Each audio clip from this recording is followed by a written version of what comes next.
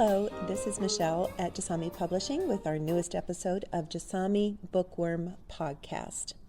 Once again, we have the delightful Judith from the Britannia Panopticon.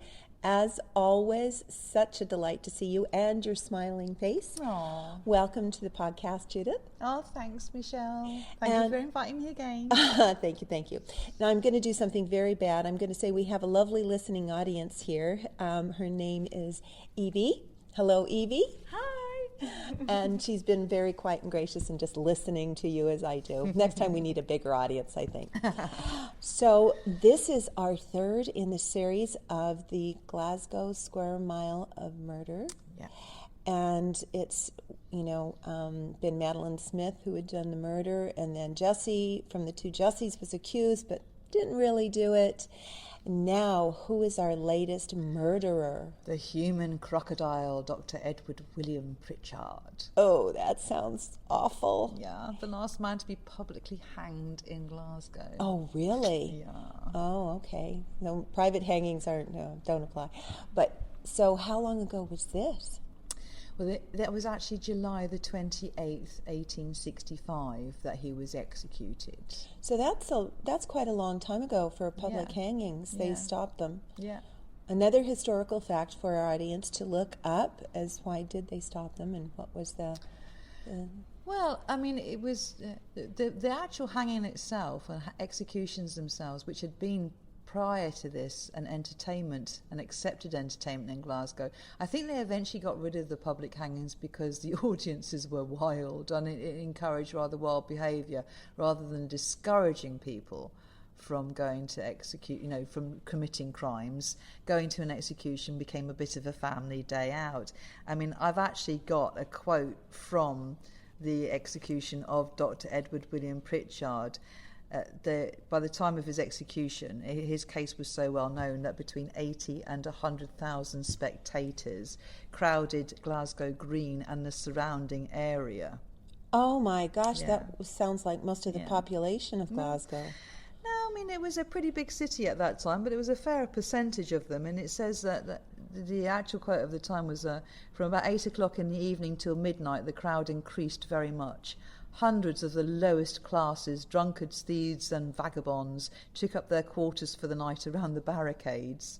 The spectators during the night and early part of the morning consisted of about an equal number of men and women. There were also a good many boys and girls and even children with their parents. Oh my heavens. I can't believe that they would bring children. Yeah. But it was a family day out. It's a family day out. Okay. Slightly different idea of a family day out these days. Yeah. In fact, there was exclamations as Pritchard was brought before the audience, because his case was so famous by this time. Exclamations were heard to proceed from every quarter, among which there were such expressions as, "How well he looks! He's very pale. That's him, and hats off," etc. to Calcraft. Calcraft was the executioner, by the way. And after putting the rope around the prisoner's neck and drawing the cap over his face, Calcraft steadied the wretched man. I think I'm going to say that again. After putting the rope around the prisoner's neck and drawing the cap over his face, steadied the wretched man. On a signal given by the culprit, the bolt was drawn, and at 10 minutes past 8 o'clock, he was launched into eternity. As soon as he was dangling from the rope, a loud shriek arose from the crowd, and many turned their heads away from the horrid spectacle. That is quite evocative. It's quite grim, isn't it? It is to think of that happening. But if there are 80,000 people, the ones in the back probably wouldn't have had such a good view of it, but just to even participate. So the ones in the front would have seen that. Mm-hmm. That's why they were queuing from 8 o'clock in the evening before. It's like queuing for Glastonbury. Yeah, a queue for Glastonbury I can understand, or even Transmit, I can understand that. However, to actually see the demise of someone, so we have to know the story. How horrible was he? If he was named the Crocodile, that gives you an idea of his personality. Let's hear a little bit more. Please, please. You've got me on the edge of my seat, as always. Well, Dr. Edward William Pritchard was, well, he called himself doctor, but actually was a sawbones in the Merchant Navy. Oh, no. Yes. As the name portrays. Yes. Oh. Yes. He was a fake doctor, in other words. He didn't actually know anything about anatomy. He never studied anatomy. But he moved to Yorkshire. He became a doctor. He had a doctor's practice. He bought a doctor's degree from a dentist, apparently, in Yorkshire, so that he could have that exhibited on his wall. And this was during the 1850s, the late 1850s. And apparently, the village that he was a doctor in, most of the men were away fighting at the Crimean. And they were away for several months. And when they came back to their wives either being mysteriously pregnant or having another child while they'd been away. Oh, my. And who was the person who fathered these children? Oh, let me guess. It couldn't be, Dr. Pritchard? Dr. Pritchard. We believe that he's basically interfering with these ladies while the husbands were away, giving them some sort of satisfaction in their absence. Actually, no, he thought he was the most gorgeous man. He thought would build himself up to be this fantastically glamorous person. He even used to say that his best friend was Garibaldi. Oh. Yeah, I know, the General Garibaldi. In fact, he used to walk around with this cane which had a plaque on it, a silver plaque on it that said, "To my dear friend Pritchard from General Garibaldi." Oh. So, ridiculous.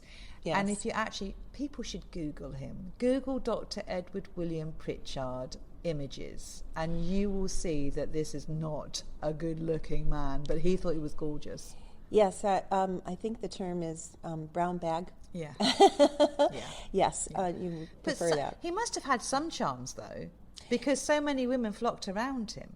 Well, and that is true. It's if someone's got money and they do have charm, they and portray themselves in a different way, then that can lead some woman astray. He certainly dressed in the latest fashions. Okay. He always made sure he was really well presented, and he was always very immaculate in his presentation, and that's probably why he managed to marry this quite wealthy young lady, Mary Jane Taylor, daughter of a silk merchant from Edinburgh. So she had money, she had money, and I think that appealed to Dr. Edward William Pritchard. So they had 5 children. They moved to Glasgow. He had a practice up here. He had to leave Yorkshire because of a lot of angry husbands. All the children, yes. Yeah, he got chased out of Yorkshire by angry husbands. But they did move to Glasgow, and they had originally a house in beautiful Royal Crescent, which, if you don't know Royal Crescent, is it's modelled on the Royal Crescent in Bath. So it's this beautiful crescent of lovely, lovely houses. Not quite as dramatic as Royal Crescent in Bath, all big and beautiful, but it's a nice little sort of pocket version. But Pritchard had to leave there because there was a fire in the house. Oh, what caused the fire? Well, retrospectively, after the whole situation, after he'd been executed, they decided actually that Pritchard had probably set fire to the house himself in order to get rid of a 15-year-old maid who he'd got pregnant, because the maid died in her bed during the fire. Oh, no. Yes. But of course, this never really got discussed at the time of the trial. No. So it's really retrospectively that they sort of discussed that. But Pritchard himself, after the fire in Royal Crescent, he moved his family down Sauchiehall Street to where the Sauchiehall Centre now stands. If anybody remembers the Sauchiehall Centre, I don't know if they do, but there's an old shopping centre standing on the site, a disused shopping centre on the site of Pritchard's house. I think it's 131 Sauchiehall Street or something like that. Anyway, it's just around the corner actually from Madeleine Smith's house. Oh. So they moved there. And whilst they were living there, not long after they moved there, himself, his wife Mary Jane Taylor and their 5 children, Mary Jane started to complain of terrible stomach pains. So Pritchard diagnosed her with some form of colic, that she was having these pains because of some form of colic. Because he was such a brilliant doctor. Exactly. And the servants were feed her in her bed because she was so ill, and they would take up soups and broths and all sorts of things. But as they would go past, Mr. Pritchard, or Dr. Pritchard, would come out, and they would always be passing his medicine cabinet. He would come out and he'd say, hold on a minute, I want you to taste that to make sure it's okay. And he would always add his own salt or pepper. Uh-huh. And it was usually when he was standing near his medicine cabinet, which they had to pass on the way to Mary Jane Taylor's bedroom. Anyway, she got worse and she got worse. And so her mother said, right, come over to Edinburgh at Christmas. Come over and spend Christmas with us. So Mary Jane Taylor went over to Edinburgh, still feeling very unwell. But within a couple of days of being in Edinburgh, being nursed by her mother, she was back on her feet and absolutely fine again. Not a sign of any kind of stomach cramps or stomach pains or anything. Not without all of his special salt and pepper additions. Exactly. Yeah. So in the new year, she went back to Glasgow and back to her family, quite refreshed and renewed and back to her bubbly self again. But within a couple of days, she was starting to feel ill again. She was suffering from these stomach flus again, these terrible colic pains in her stomach, and had to go back to her bed again. Well, when her mother found out, she's suspicious of this. She was like, well, what's going on? Mary Jane was absolutely fine when she was staying at ours. So Mary Jane's mother came over to stay in Glasgow and look after her daughter. Herself. That's great. That's good news. The only thing was, as was quite common with old ladies of this time, she used to take a solution of opium for her nerves. Oh, I've got a bad feeling about this again. Sedative solution she used to take. I think it was called Batley's solution, Batley's sedative solution, and she actually brought a case of it with her. So she obviously quite enjoyed this sedative solution. She wanted to be prepared. Exactly. And mysteriously, she died. Oh, no. Whilst nursing her daughter. That's quick. And of course, Dr. Pritchard decided that she drank too much of her sedative solution. Oh, so he ends up blaming her. Right. Oh, of course. Yeah. Oh, so had she been there like a few days or a week? Just a few days. Just a few days or so. Oh, no. But he obviously knew that she suspected that he was interfering and that there's something was going on with, she suspected the murder maybe. Right. He was trying to poison her. Right. That's what we think anyway. But anyway, unquestioningly, he signed the death certificate. She was put on a train. Her coffin was put on a train back to Edinburgh, where she was buried at the family plot, and that was that. And Mary Jane Taylor continued to get ill and iller and iller and iller. Very frail, very fragile. And then one day, one of the maids was about to take food up to Mary Jane, and she'd asked for a piece of cheese, just for a piece of cheese and a piece of bread. So the maid had tasted the cheese, and she had got suspicious of it and was like, that doesn't taste right. So she put it in the trap for the rats. Ah. And the next day, the rat was found dead, but not in the trap. Oh. It had nibbled the cheese and was dead next to the trap. Oh my gosh. I know. So obviously something was going on there. Yes. So she stopped delivering the food to Mary Jane Taylor, and Mary Jane Taylor stopped eating the food. She was like, I'm not eating anymore, and that was that. But Dr. Pritchard was like, don't be ridiculous. Come on, Mary Jane, you need to eat for your health. And all of a sudden she was dead. Oh, no. So he gave her one massive dose, or... Certainly he poisoned her over a pretty long time, and he probably gave her a wee bit extra at the end just to dispatch her. And she was already so weakened, it wouldn't take much to do it. Exactly. Oh. But he wasn't daft. He got another doctor out to verify her death. So what did the other doctor just said, yes, I'll sign it and we're finished? No, he was suspicious. Oh, good. Oh, I love it. I love it He when was there's suspicious. a plot twist. It wasn't. I don't know if he was initially suspicious. I think at first he was falling for it a little bit, but certain things made him wonder. But certainly Pritchard got this other doctor to sign the death certificate, And then he had his wife dispatched through to Edinburgh.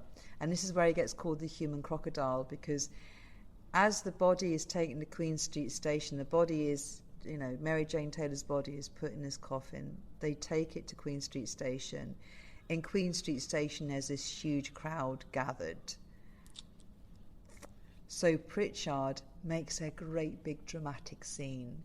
He bursts into tears, and he starts saying, "Oh, open the coffin, I need to kiss my dear Mary Jane's lips just one more time. Let me kiss my wife's lips just one more time." Oh. So, he kisses her dead lips. Oh. In the middle of Queen Street Station, in front of this entire crowd, bawling his eyes out. Hence the human crocodile. Oh, crocodile tears. Oh, that's another one.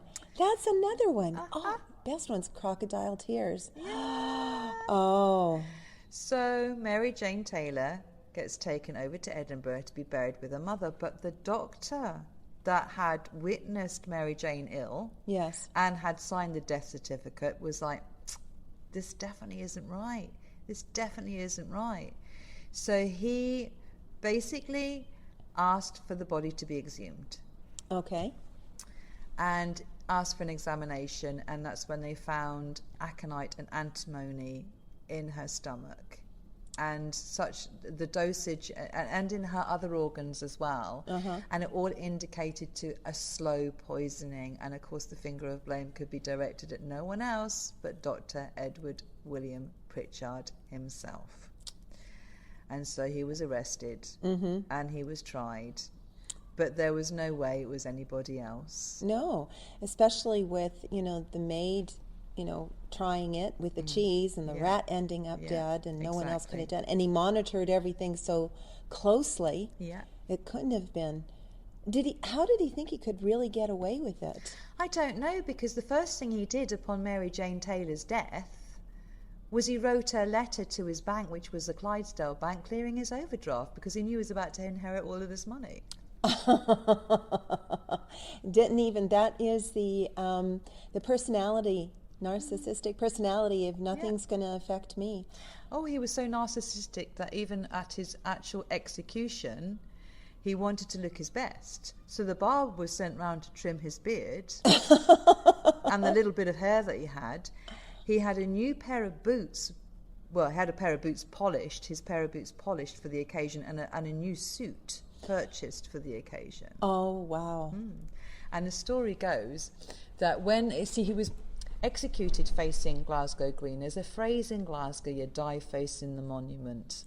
So if you're a wee bit of a criminal, if you're a wee bit, a wee bit leery, then you are regarded as the criminal, and therefore you will die facing the monument. Because the last thing that Pritchard and anybody that was executed facing Glasgow Green, last thing they would have seen was Nelson's monument itself. So that's why they say that.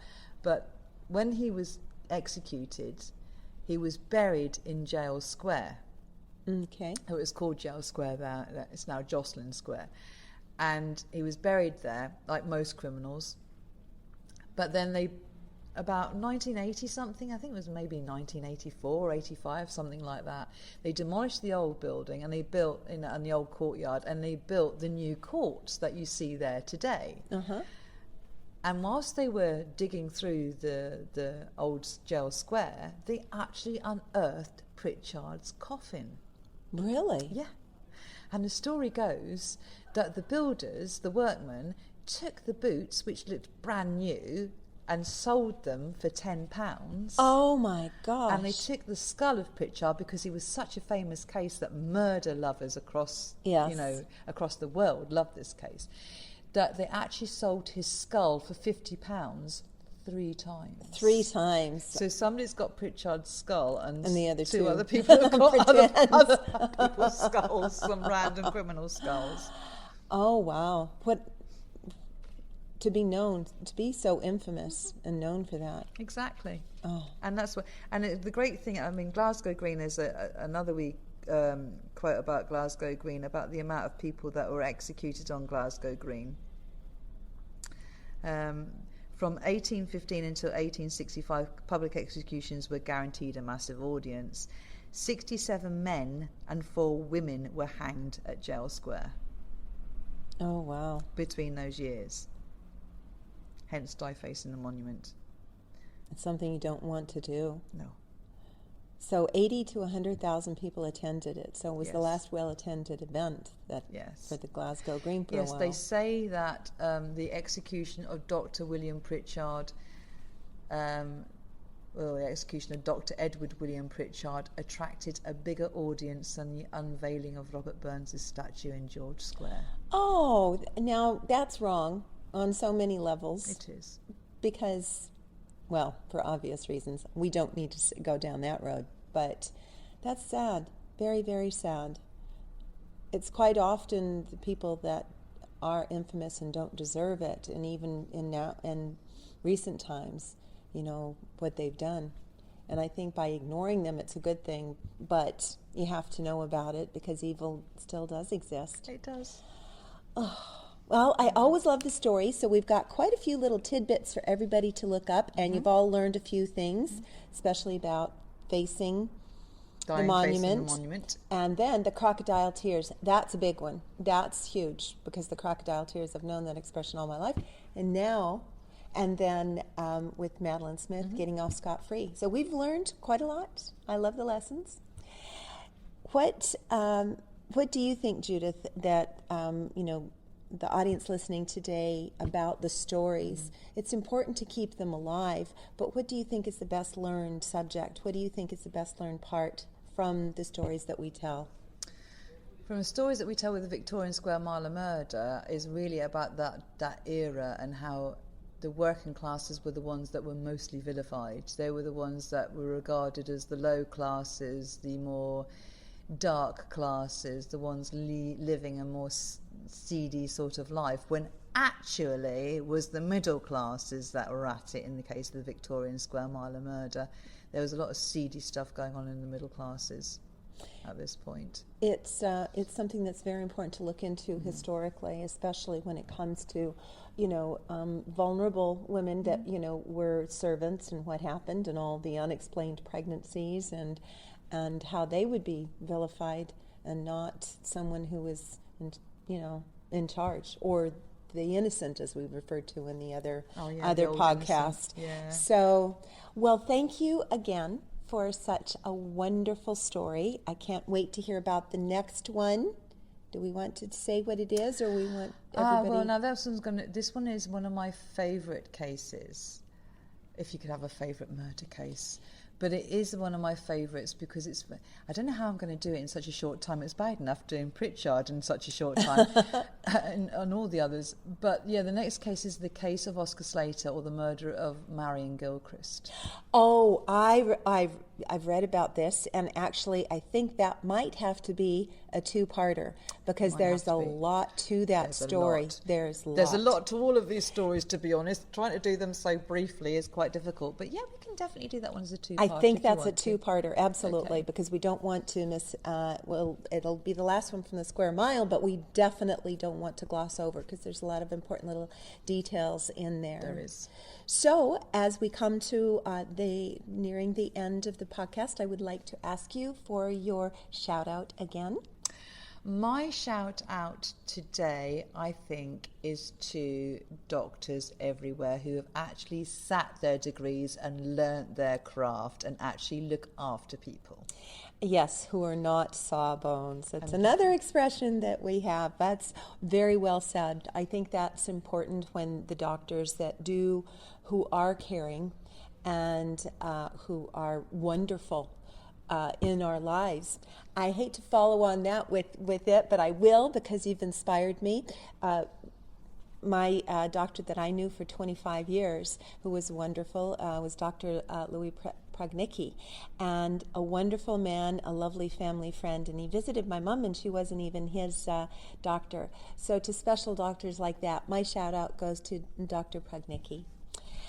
Once again, this is Michèle at Jasami Bookworm Podcast, and we'll have an exciting episode for you next time. In the meantime, I wish you a sunny day.